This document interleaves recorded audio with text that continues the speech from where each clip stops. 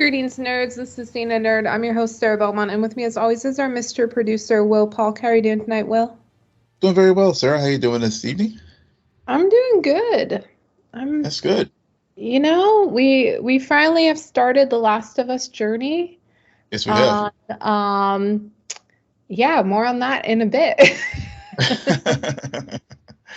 Yeah. I think I tweeted from our account last night between The Last of Us and then seeing the Mandalorian trailer during the Monday Night Football game. It's like it's Pedro Pascal's world, and we're just living in it.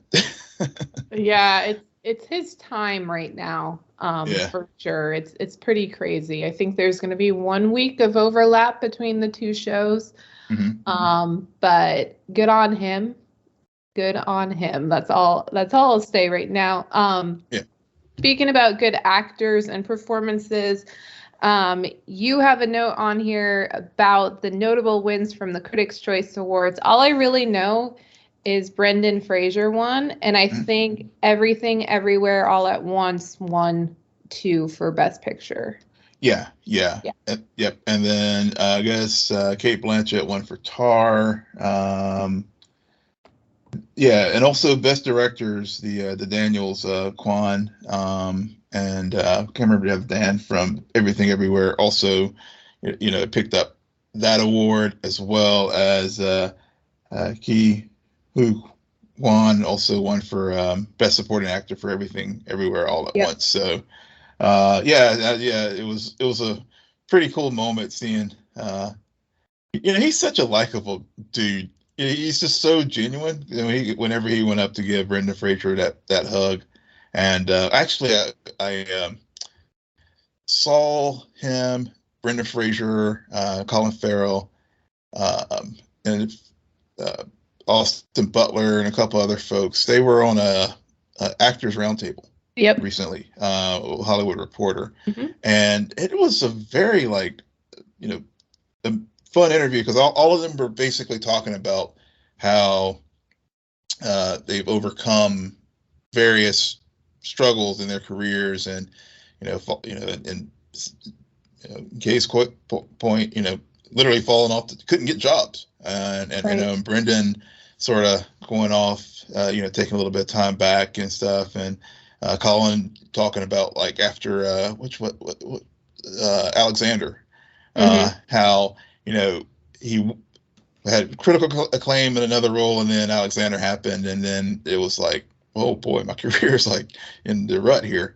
But then hearing how all of them overcame that was it was a pretty fun hour listen. And if you're fans of any of those actors, I would recommend checking it out. Yeah, the Hollywood Reporter does a good job with those roundtables. I've lately gotten into the habit of clicking on the few minute clips, and I saw a few from the Directors Roundtable, and they were pretty interesting. But I remember back in the day finding them and doing binges of going as back as I could ever find, because it's just interesting to get a group of people for an hour, and by people I mean of these movie stars who have either had a break or who are already known for these types of performances, to talk about a varied amount of experiences, and just see where the interactions are. And I like it. I feel like over the years, the less the moderator engages, the better, because you're not watching it for the moderator to ask everyone different questions. You're asking it for them to ask each other questions, and to raise something, to have a conversation with these other actors about something. So yeah. I always found that interesting. But yeah. Okay, Will, why did you do this? I don't understand the message you're trying to send me, because I'm not going to watch Cocaine Bear. So I don't know why you have it on the content. We're going to do this thing where we're going to dance around talking about Last of Us as we look ahead at the next few months of content for the spring. And point number 2, Will has listed Cocaine Bear February 24th. I'm not going to watch that movie. Fair enough. This is one of the ones I have on here, maybe as a guilty pleasure to go check out. You're a guilty pleasure. By all means, sir. By all means. Because we know my mom, oh my God, my mom, she has already, and for those who follow me on Twitter, you should know where this is going. But for those who don't, then I'm sorry, side tangent. But my mom has already looked at theaters and been like, Sarah, BTS Yet to Come is actually going to play in our theaters in early February. Here are the dates. Now I'm just going to eyeball it on tickets.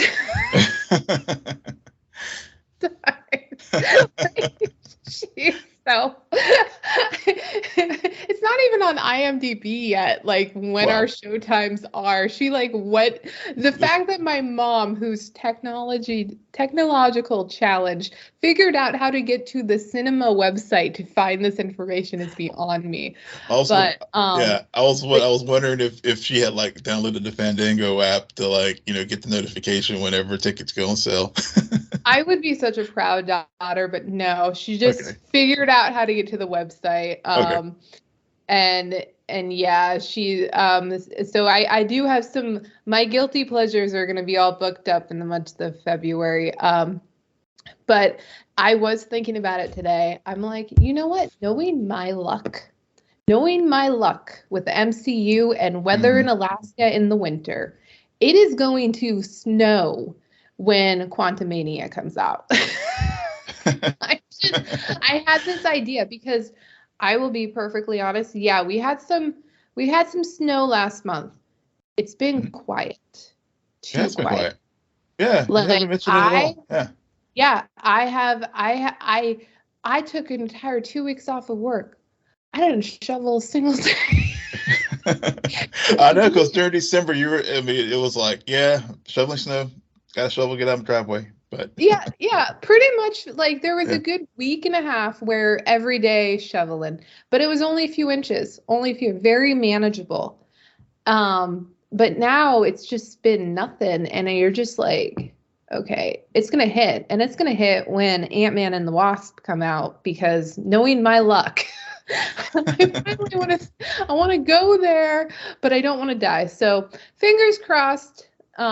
It snows a different week, and maybe not that week. Maybe the week Cocaine Bear comes out. Oh, there you go. Yeah, there we go.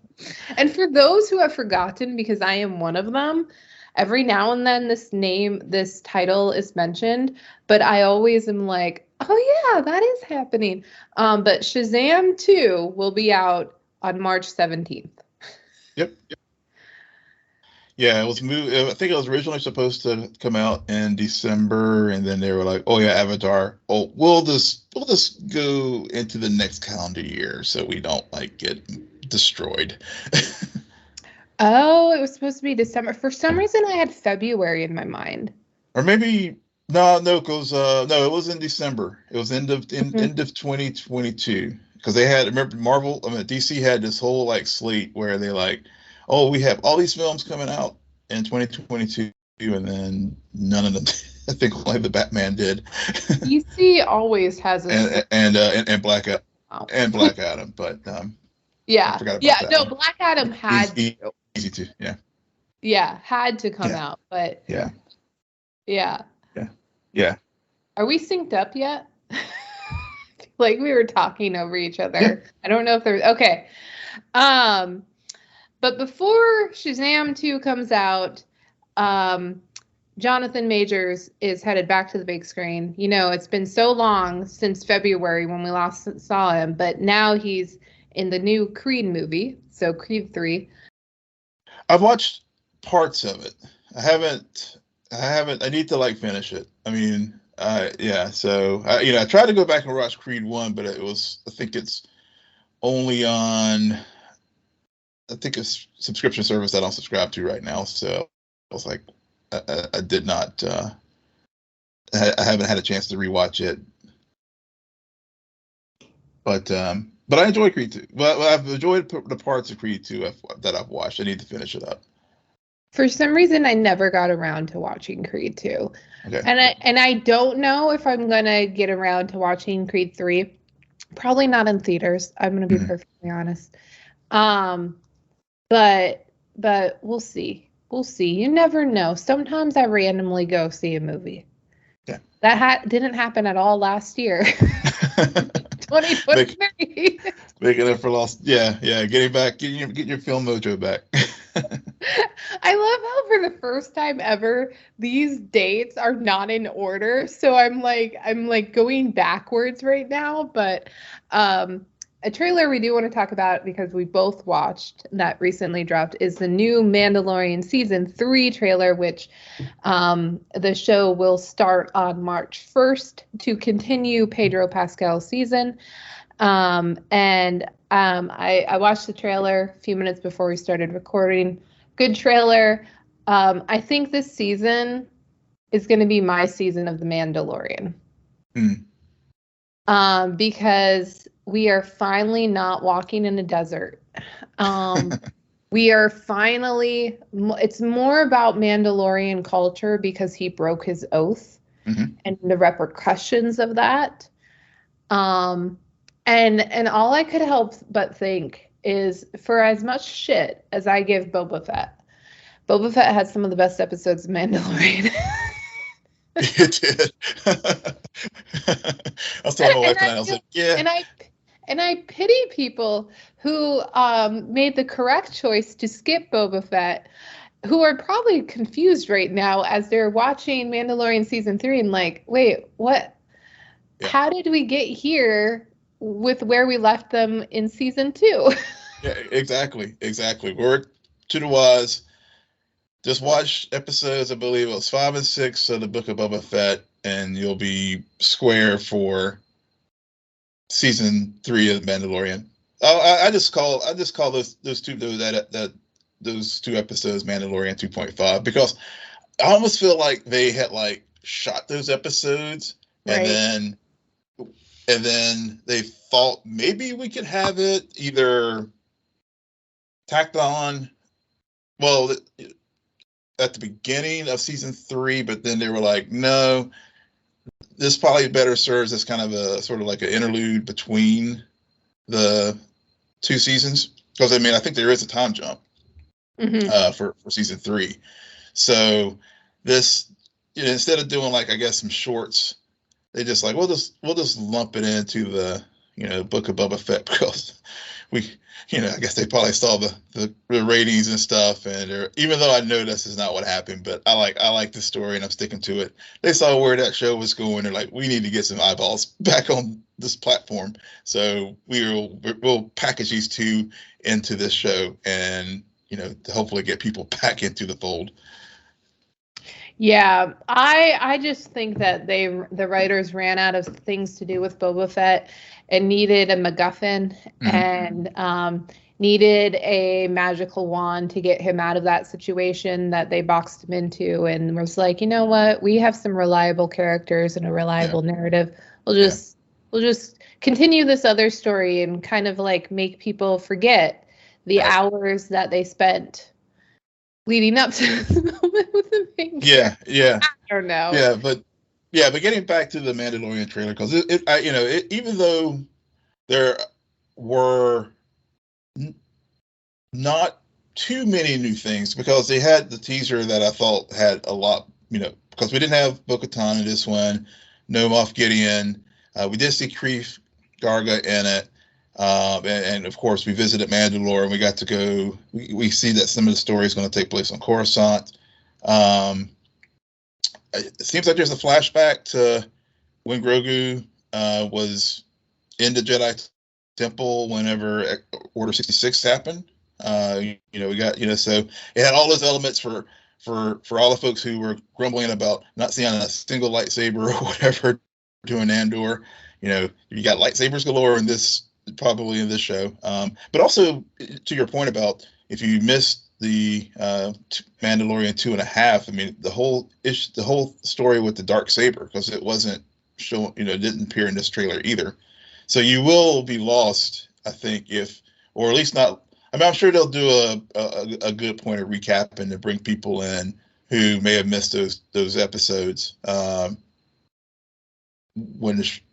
the Book of Boba Fett. But those were some of the things that did notice that were not shown in this trailer. But it definitely was like, oh yeah, the Star Wars vibe that people are very familiar with was definitely there in this trailer. And I'm super excited for this upcoming season, because the other thing too, going to Mandalore and him having to do a penance in order to reclaim his Mandalorian creed, especially given he had taken off since he broke the Mandalorian code by taking his helmet off. It really is going to play. Seeing that culture is going to be really, really cool. Some of the things from Rebels, I think, will definitely come into play here, as far as when we visited Mandalore during that show, and then probably and obviously we'll lead into some things with Ashoka later this year. So I'm very excited about the season and looking forward to March 1st rolling around here. Yep, definitely. Yeah. But before that, Picard will return for its third and final season on February 16th. Yep. I feel like we've seen a trailer, but we have. Okay. We've seen a trailer that I've forgotten about. Yeah, they've had I think 2 trailers, and then they had one at New York Comic Con, and I think they may have had another one. And I know recently at the TCA, I know Patrick Stewart was talking about, even though everyone said this is the final season of the show, Patrick Stewart was starting to make some chatter about, well, this may not be the end of this, depending if we have a good story and stuff. But I really think this will probably be it. We'll probably see some of these characters maybe show up in other Star Trek properties, whether it's live action or animation. But I just can't see the Next Generation crew as a whole returning again, given I think the whole purpose of this third season, I think, is to give them a proper send-off. But one of the things that the showrunner Terry Matalas talked about was making sure that we're not just going to have these characters just show up just to do the thing of Geordi's here, but them showing up not servicing the story, because with these bringing people back from previous shows into new content, the whole nostalgia thing for nostalgia's sake happens. I mean, we saw that quite a bit in the Star Wars universe recently, and ends up being just very disappointing for everyone. So I think the third season of Picard are really trying to avoid just having people, having nostalgia for nostalgia's sake, which I'm very happy to hear that. Yeah. I mean, yes, Star Wars did it, but I truly believe the show that killed it, yeah, and I don't mean that in a good way, about returning to the same well again and again, is The Flash. Yeah. Which will start its final season on February 9th. And we talked about this last week. It's a bit up in the air on how much we'll be covering the final season. We know we'll watch the finish line, the last run, whatever you want to call it. But the journey to that point is still very much undecided. And it's also apparently undecided and unclear if, for nostalgia purposes, if Cisco will return for the final season. And I saw that he's doing something else right now, so very cool. Yeah. I know Carlos Valdez said he hasn't heard from Eric Wallace yet, and given that they are already filming episode 9 and probably into 10 now, of a 13 episode season. If they're going to have Cisco back, they better pick up the phone and give my man a call and make sure and try to book him. But we'll see what happens there. Yeah, that was clearly a lie that he told. Well, I mean, I don't think it's a lie. I mean, given how, I mean, I don't know what, I mean, it's the way that set is so. All the time. Yeah, I know they lie all the time, but I mean, at this point, given how open that set is, I mean, right. There's no point in like playing. You know, it's not like whenever Toby and Andrew were like, oh no, we're not Spider-Man. We're not Spider-Man. It's not that level. Right. Yeah, right. Yeah, but then you have Tom Holland out there being like, no, they're not. Hint, hint. Wink.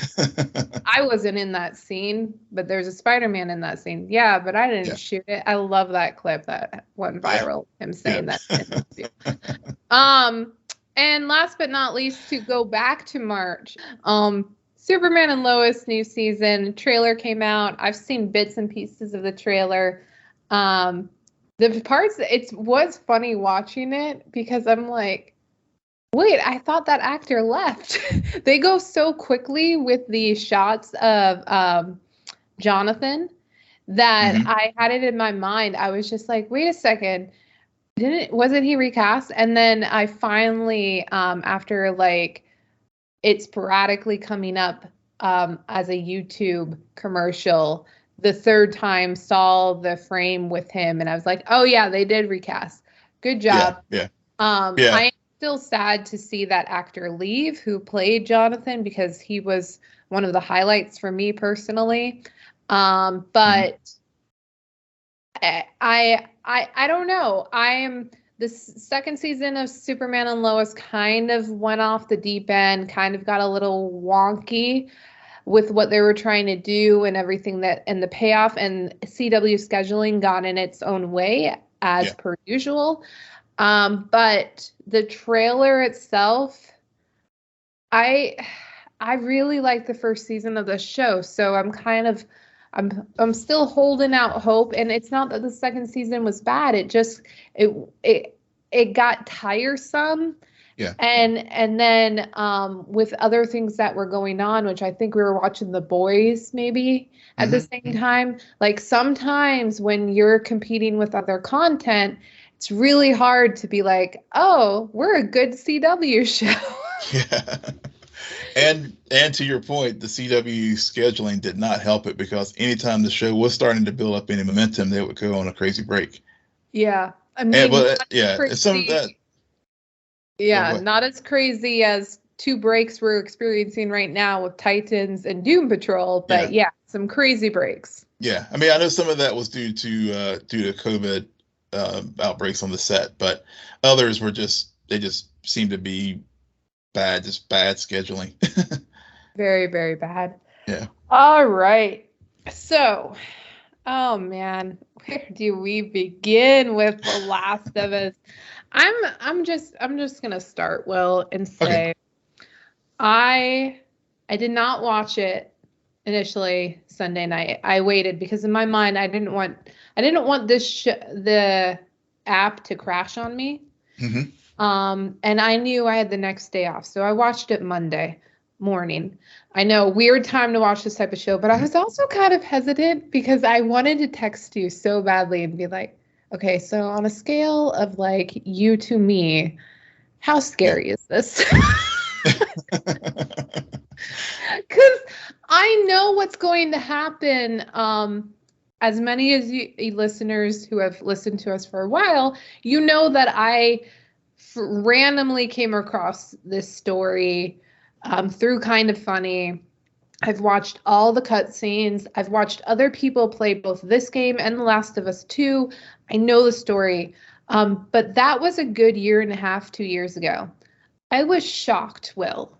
I was so overwhelmed with how, even though I've been removed from the story for a long time, when just the atmosphere they created, I was just like, oh my God, we are here.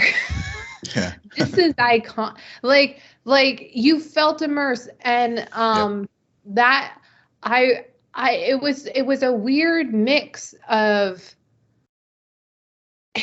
they're not trying to be the game, but also trying at the same time. It's just this weird thing of where, no, you really did bring this world to life in the best way. And I think that has to do with a lot of the creators, the creator of the game being involved in the show, as well as having somebody who's been a fan of the game also be involved of it. And I still need to check out Chernobyl, but I hear it's a great, great, great show. Yeah, I've heard the same. Yeah, I haven't checked it out either. But now after watching this episode, it's on my watch list. Yeah, and the first scene totally took me by surprise, because I was not expecting a cold open, or for it to be 1968 on a talk show talking about having a debate about infections, a virus versus a fungus infection. And I loved it because us coming out of the pandemic, we kind of, I don't know, it's just this weird sense of, I know what he's talking about, but oh wait, there's more. Yeah. Things can get a lot worse if you think about this logically. And then to jump forward and have that set up the tension, because that conversation really does set up the tension of this day we witnessed with Sarah. And all I could do was just think about the day the world shut down with COVID. And it is this weird thing where everything seems normal, but something at the same time, you're like, okay, something is not right. And they built that up so well. I was just, I was kind of terrified because I'm like, I know you're going to do a jump scare. I know you're going to do a jump. But B, I was also just like, this is a very immersive experience, which is how you bring something like a video game that is an immersive experience to life in this medium. So I have a lot more to say, but on that note, I'm going to jump to you, Will, and you can start there with the beginning, middle, or end, like wherever you want to go. Yeah. Felt a lot of the same things that you just described. I did not play the game. So everything I know about the Last of Us really has been, from you, and also just, saw whenever, saw that this show was going to be premiering this year, just, doing, just reading articles about it and that kind of thing. Did watch a couple, did go down a YouTube rabbit hole, to see some of the, especially some of the cutscenes from the game. And there was one that I was telling you about before we started recording. I was like, whoa, maybe I went a little too long in the video, but I had, I did understand the basic outline of the story. It was, to your point, the cold open was just, it was,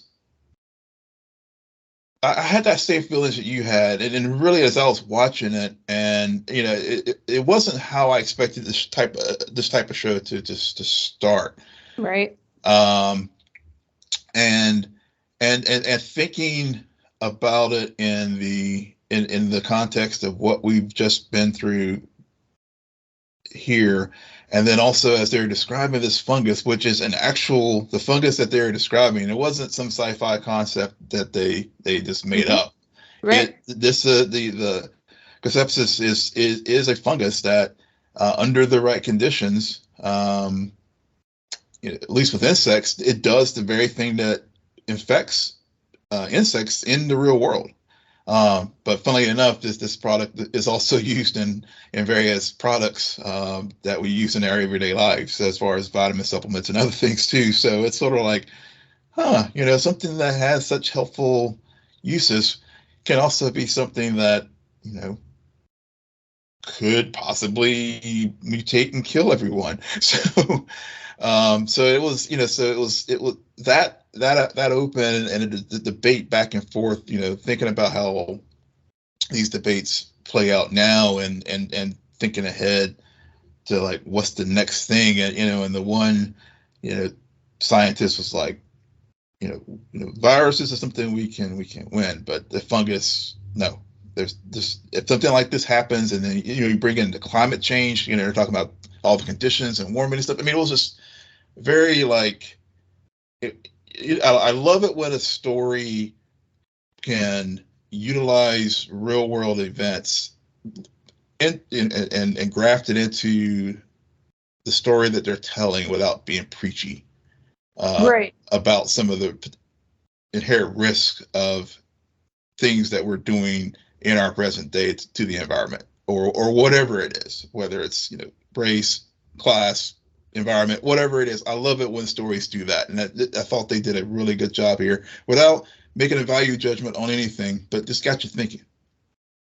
Well, it just got that fear, and that fear and that idea that okay, we're about to quote unquote both of us did listen to the Last of Us podcast, which the creators talk about why they added this scene. And the intent was to not really say, it was just to kind of make the viewers think like, okay, so this is what leads to what happens in 2003, Outbreak Day. But they also say, we don't really make that clear. So it's their own idea. And I think that's what a horror show should do. It's like they're threading this line between sci-fi and horror. They want it to be scary. They need Outbreak Day to be intense and to have a lot of tension. But they also want to ground it with some science and to make you remember this is sci-fi at the end of the day that we're also dealing with, even though it's a very horrific aspect of it. And using real science to I think that's the other thing, like you said, to like play up that fear, because that's the thing about this show that like you were saying, you were like anticipating the jump scare at any moment. They built up the tension with sort of setting the stage, and then we get to Sarah on her first day, the Outbreak Day, and you're right. I mean, it's just like all of us back in March or whatever of 2020. We're just going about our daily business, and the next thing you know, we're all having to change our life as far as being locked down or whatever. And in her case, it was going to school, and it was Joel's birthday, and she was wanting to get his watch fixed, and going through the dresser drawer, and just taking just enough money. And that's the other thing too, that I think they just between the comparisons of the game versus, from what I understand, and also just seeing the cutscenes, really fleshing her out to help, because she only has a very short period of time in this story. But one of the things that they did was really flesh her character out to the place you felt for this person, and again, that just goes to that strong writing and the strong acting of Nico Parker to make you really care about Sarah, and then of course we meet Joel, and he's just he's dad, and when we were introduced to these characters, it's like, okay, this is, I can relate to these people because we know people like this, and I think that's another great thing about why this show was working for me from the outset. Yeah, to touch on Sarah, and we don't just meet Joel, but we meet Tommy as well. Um, I think it was a good choice, or not choice. I shouldn't say it like that, but I think it was a good to have us experience Outbreak Day through Sarah's eyes. Because for viewers who have played the game, they know what happens to Sarah, like the fate. Right. And so it's something new and refreshing for them. For those who haven't, you're like, okay, this isn't the girl they showed in the trailer, but I like her. Exactly. That threw me. And then they're like, oh yeah, see, we know. We want you to like Yeah. her. We want you Yeah. because we're going to rip your heart out. Yes, and it completely did. I mean, Did you cry? I was like, wait a minute. I was like, no, wait a minute. Now, am I missed? Yeah. So, because I had, again, I mean, I knew about Joel and Ellie, but I didn't know about Sarah. Right. Yeah. And it completely worked. And so I think that was just very smart. And talking about through the lens of Sarah, shout out to the directors, the stunt coordinators of the car chase scene. In the middle of that town, town square where they get, because while I was watching, like, they finally make it out of the neighborhood, they're on the road and all of these dead ends, and then they get boxed in. There was something about that where, again, I've never actually played the game, but I've listened to people play the game. I've listened to the cutscenes. I've watched the cutscenes. And so there was something about how they recorded the voices of the actors, which seemed very much, I don't know, there triggered something in me where I was like, wait a second, I feel like this is a scene from the game, like directly from the game. It was just the sound quality felt very, a bit different than I'm used to when I watch a TV show or a movie. And I've watched plenty of movies and TV shows that have had car chase scenes. But there was just something about it. And then also I feel like there were a few moments when the camera was actually seated where Sarah was. So they wanted you to be a part of that scene as much as possible. And I think you touched on this before, Will, but like that fear just grows. And you're thinking to yourself, you're like, when Sarah dies, you're just like, okay, well, that's the end of the episode. It's like, no, we're just getting started. Yeah. This is we have the science conversation, then we have the outbreak day, and now we're 20 years in the future. and you're also like, wait a second, people, like, something that kept going on in my mind that I've never thought about before, but 20 years this virus or this illness has taken over. The world has completely changed. And yet Ellie was born into this world. Like, if you really, there are kids who 20 years is, we're not talking 5 years, we're talking, or like a year, we're talking 20 years. And it's just crazy. But I don't know if you want to touch on anything else about Outbreak Day before we get into Boston. Just a couple quick notes on Outbreak Day is obviously the transition when, really in the context of Sarah and seeing things through her lens, because I understand that differs from the game, and where she's seeing the neighbor, she's over there meeting with the elderly lady, whenever she was just sitting in the chair, and of course the animal, like the dog, like animals always know when shit's about to go down. Exactly. Very trope, the best trope. The best trope, right? Yeah. But then just how they utilize to show how the fungus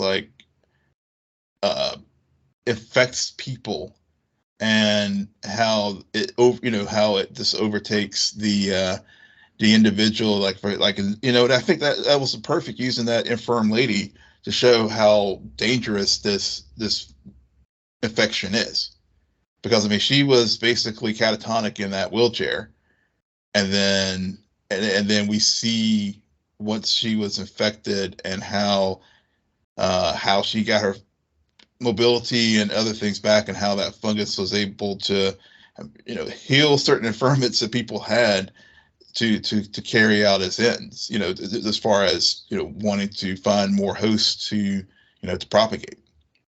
So again, just that element of fear. And I mean, and whenever she was walking through that house, and I was anticipating a jump scare and stuff, but I was like, still got me. Even though I knew it was coming at some point, but just the tension, and so it just builds up, and then of course when whenever it happens, we get through that. Joel coming back after getting bailing Tommy out of jail, and seeing all the things on Outbreak Day in the street, and then of course, I mean, we can't before we go to Boston, I think we have to talk about the incident. Whenever Sarah does get killed, because it does have a very critical point later on in the story. Whenever the military, which clearly they've already started to lock things down. Joel trying to escape, and then of course they go down the hill, and she's shot, and him holding her, and just losing a child. I mean, that's just that's the parent's worst nightmare ever, is your child dying before you, and seeing the anguish and everything that that he went through when that happened, and so that again just really sets up things for why when we do now transition to Boston, we see Joel in the state that he's in. Yeah, which we don't initially see Joel. We initially, they made a choice to have a kid who's outside of the quarantine zone wander up to the gate, and they let him in. And at first I didn't really understand what was going on.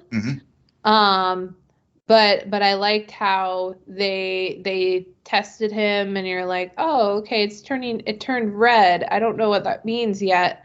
And then you find out a few minutes later what it means, and basically if you're infected, they give you sleeping medicine, and then they burn you. They euthanize you. Yeah, I mean, you get euthanized. I mean, that. Yeah. Joel is one of the people who, I mean, the whole city is under militia control.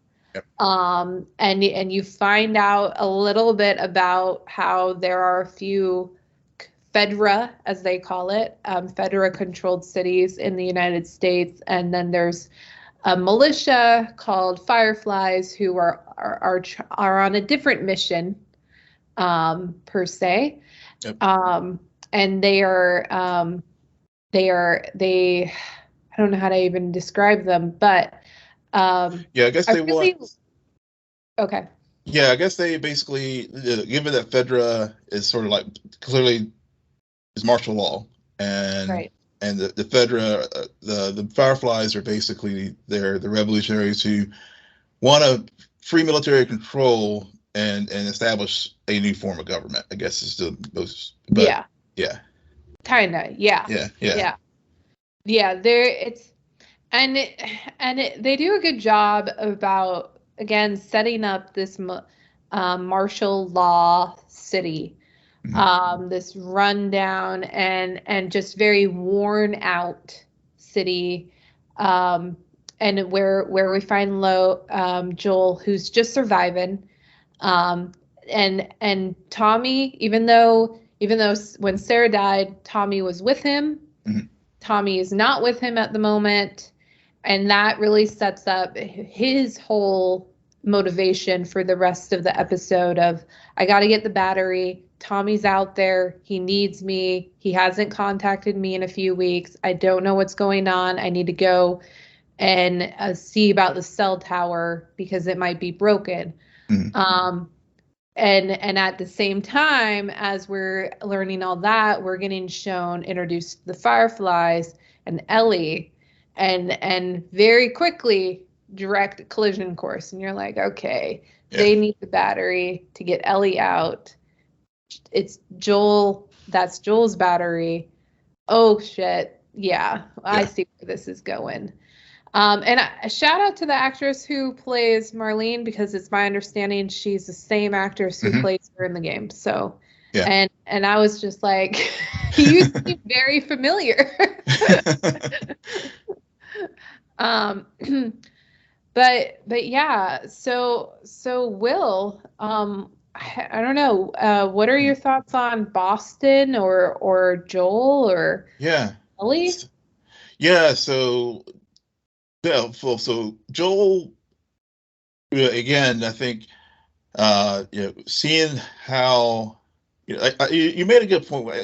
With the 20 years, how a whole generation of kids were born into this world, and then and to really hammer that point in, you see how even when we first are introduced to 2023 in this story, it is the kid walking down in the quarantine zone to meet with the doctors to get scanned, and again, it just heightens how even after outbreak day, how dangerous this fungus is, and how the world has. There's no cure, just like like they mentioned during the talk show back in 1968. It gets the fear, the tension and everything, as far as just anybody can get this, so it sets that it keeps that level of danger there. And then, when they euthanize the kid, and then we are finally reintroduced to Joel, and seeing how he's a broken man, and he's just eking out all these various odd jobs, and especially when the lady sees the kid's body in a truck and she just can't do it, and Joel's like, we see visually there how on outbreak day his life basically ended, as far as just being a feeling human being. Other than, he's mission sensitive and he wants to find his brother, but there's other aspects of him that he's just completely cut off as far as any empathy or emotion. And so it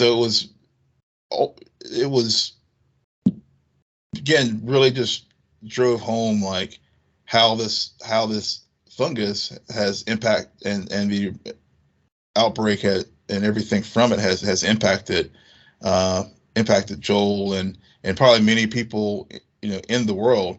This story is just focusing on his journey, and the intersection with Ellie. Yeah, even the girl who administered the drug to the boy, she was closed off. I think Joel's whole scene with him being able to take the child, and maybe this just is because I'm a little bit more familiar with Joel. I don't think he's closed off. I think he's stuck. I don't know if his life ended that day or if it just paused. And he relives it every night he goes to sleep. And he has tremendous PTSD. Where it's just, and I think, and maybe it's because we just went through this, but in a weird way, it does feel like there's a pause button when a pandemic happened, like for a good week or two. Granted, it's been 20 years, but maybe that's what happens to human emotion and empathy when your life feels like it's been on pause for so long. It's just like suddenly you don't prioritize women and children. You're just like, you're infected. I don't care if you're 1. I don't care if you're a month old. You will die because you're going to kill me. And so we'll see more about just how this disease manipulates love and that affection. But, I'm glad you said love, because that was one of the things too that and I know all the podcasts that we listen to from the showrunners, and how it is a story of love, and how that love cuts, as a result of what has happened. Right. Yeah. Right. It's very easy to make a mistake in the dark. Okay, I want to. So I texted you yesterday and I said, Pedro Pascal is doing Pedro Pascal. I'm a bit like, his voice isn't a bit gruff enough for me, just because Troy Baker's voice from the original game, like, it's very iconic. But I'm sure he's gonna grow on me. And maybe it's just because I know this girl was good because she appeared in Game of Thrones. I mean, Pedro too, but she appeared in a very small part of Game of Thrones and made a huge impact. But Bella Ramsey, like, the moment she comes on, I'm just like, whoa, you're not Ashley Johnson, but you're definitely Ellie. You are so Ellie in the best way, and I can't wait to see more of this. But it's just, there's just something about her. And to go back to what you just brought up with the podcast, they even mentioned this a little bit on it as well. But there's this thing that happens with Bella's performance where she is very aggressive, tough girl. She wants out. She clearly grew up in this world. She's very hard-edged. And then there's these other very small moments with Joel in particular. And it's that moment where she asks, you know what you're doing, right? You know where to go. And I, while watching it, I could even feel it. I'm like, oh, she's scared. There's fear. And for a moment, you're just like, you see not a girl who was raised under a Fedra, but you see someone who is just as afraid as everyone else. Like, she's never been beyond the wall. Like, and that goes again to the whole idea, like, Ellie was legitimately born into this society. This is the only thing she knows. And more scary, she only knows what's inside these walls. She doesn't know what's out there. And yeah, Joel knows, but the United States is freaking huge. But I don't know. There was just something about her in particular where I'm not going to say she elevated the character, because the character is brilliant, but she just brought something else to it that was refreshing and very true. And it's not that Pedro is not doing that, because I know he has some great moments. It's just that for me, between the two of them, she added more nuance than I thought he did. So far. We're only the first episode. Yeah. Well, I can't speak to, like I said, to that, because obviously I hadn't played the game, but I will agree that that everything I've heard about this character, she definitely, like, embodies it, and really that the fear, like you were saying. I mean, they were when she said that to him, it was definitely because of her experiences and stuff, she was afraid, and I like the way they introduced her. I know, from my understanding, they did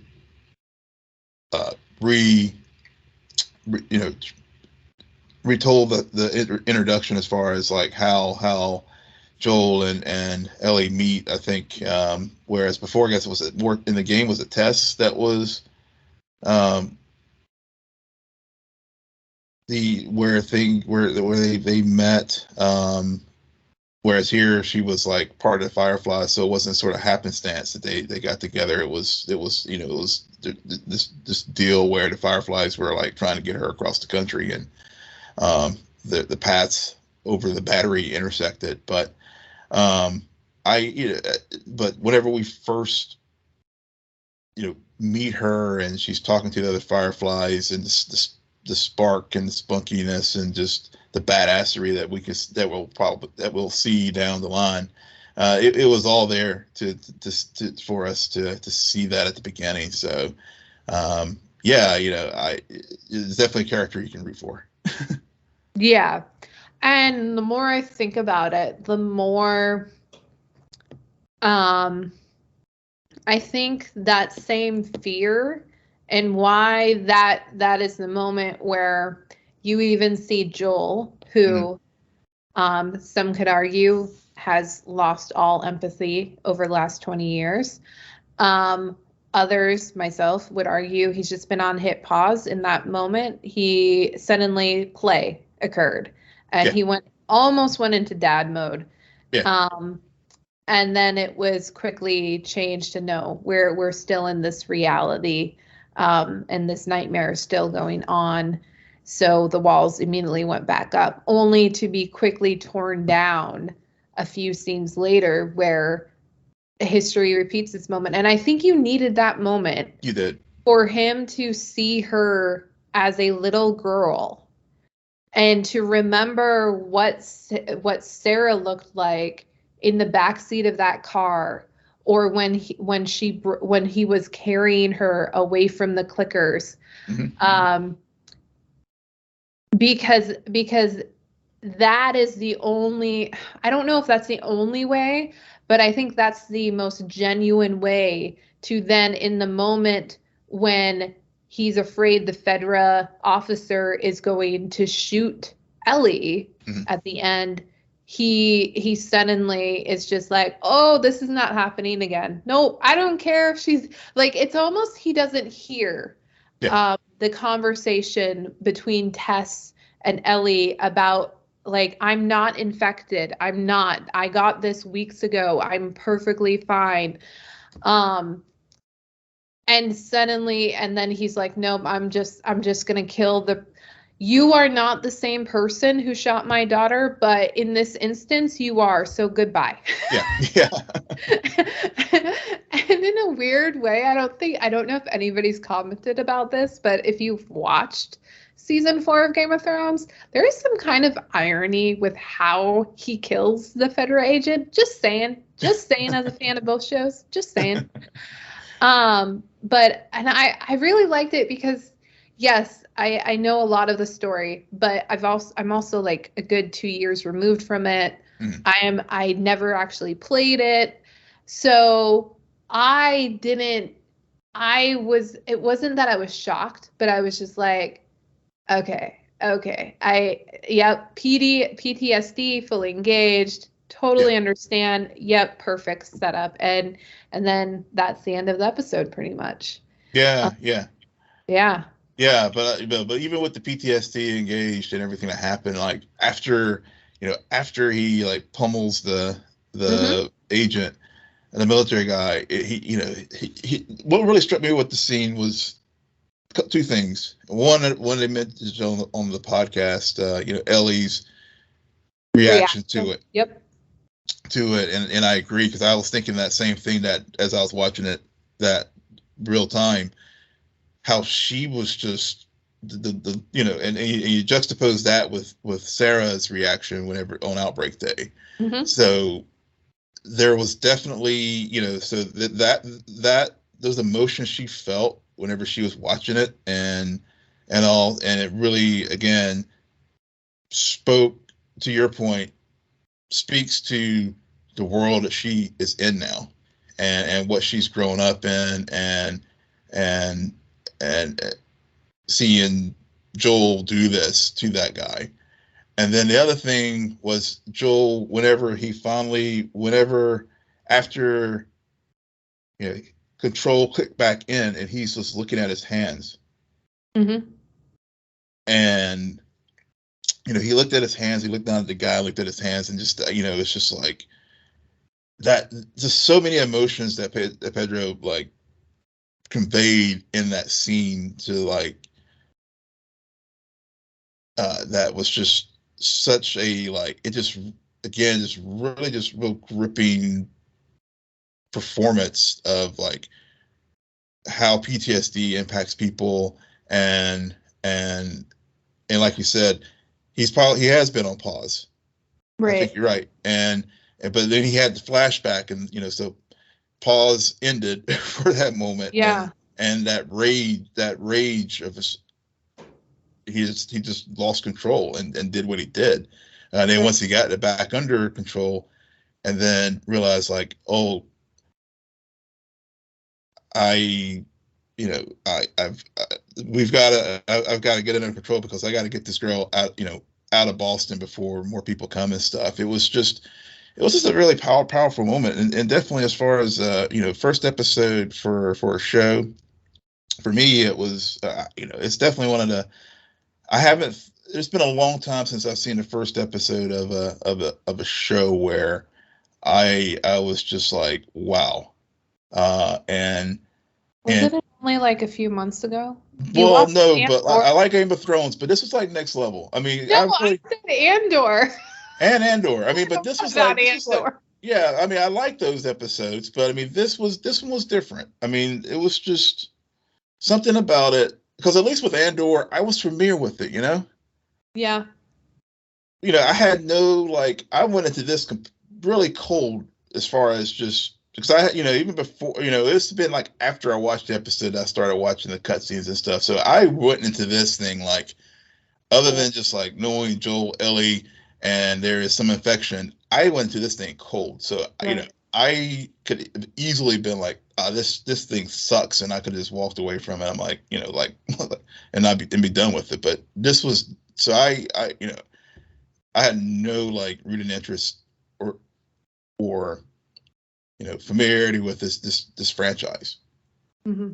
So that's what I mean. It was like it sucked me in, because whereas at least with Star Wars, Andor, I'm all about that, but this one was not. So that's why I'm like, this was next level for me, because it brought me in where I was not a game player.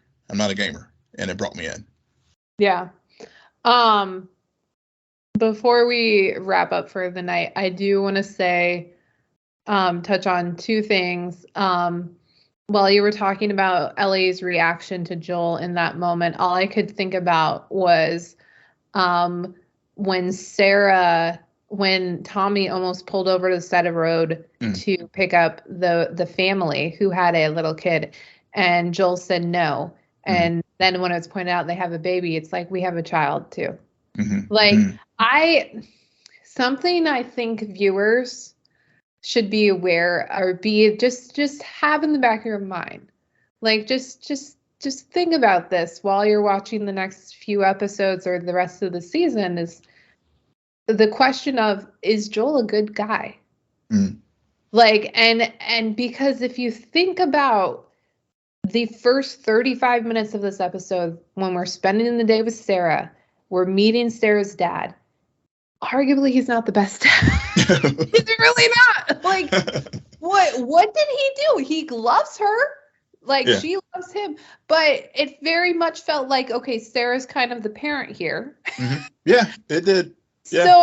So it's fascinating to me how, and Joel's a very fascinating character in this way, is that I feel like there's a desire to make him a good, like a hero, this heroic, like put a dad on a trophy.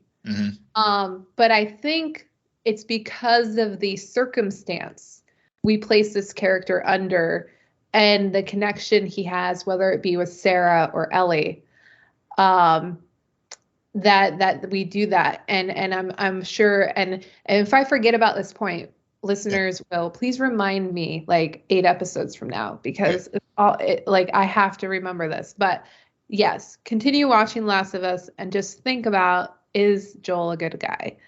And I forget honestly what my other point was, but yeah, don't spoil yourselves. If you haven't watched the game, don't do it. I know the desire is there, the crave to want to know, but as I was telling Will, this story it's not the most complex thing in the world.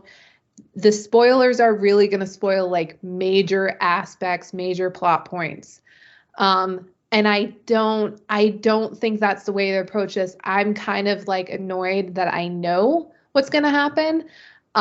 Even though at the same time, I know that there are so many more minutes for them to tell the story, so there's a lot to be expanded upon, but still, I think going into this as cold as possible is the best approach. And yeah, I'm very happy with this. I'm very happy that this is kicking off like spring content for us in 2023. Yeah. This is second highest rated debut for an HBO show in a decade. The other one being one that we just watched a few months ago, House of the Dragon. Yeah, which arguably has a better first episode of television, but that's a conversation for another time. Will, why don't you tell our listeners where they can find you? Yes, you can find me on Twitter at Will M. Polk, WILLMPOLK. And you can find me at SJ Belmont, SJBELMONT. Please follow our crew on Twitter at SNN Nerd. Friend us on Facebook, follow us on Instagram, and visit our website, www.snnnerdpodcast.com. But most importantly, rate, follow, and comment on Apple Podcasts, Spotify, YouTube, Google Podcasts, or wherever you get your podcasts. Good night, Geek Out. You're welcome.